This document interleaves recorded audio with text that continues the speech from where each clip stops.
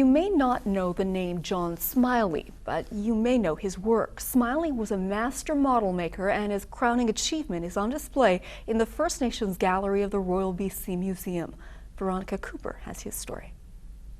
This amazing model is incredibly intricate, with ceilings that open, furnished rooms, pictures on walls. It was created by master model maker John Smyly in the 1940s. And he's awarded first prize at the P&E for his model of a BC gold rush town. Smyly was 16 years old.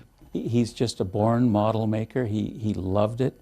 He continued to add to the town over the years.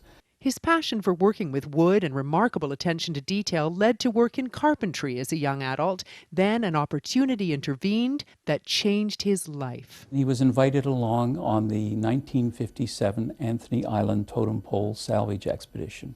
Smyly was hired to build crates for the poles being removed and help haul them to a boat headed for the University of British Columbia and the Royal BC Museum. There, master artists copied some of the poles in the museum carving program.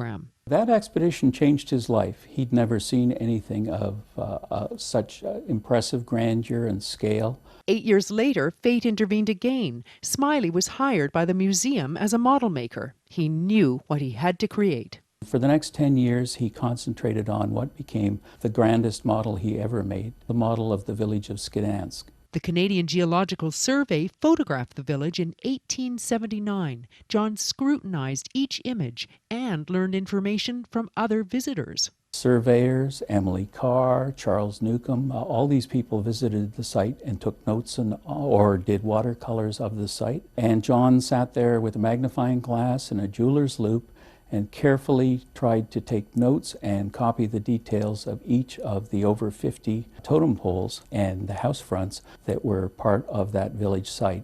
In 1981, Sagangaway, the place John Smyly knew as Ninstance, where his life had been forever changed all those years before, became a UNESCO World Heritage Site.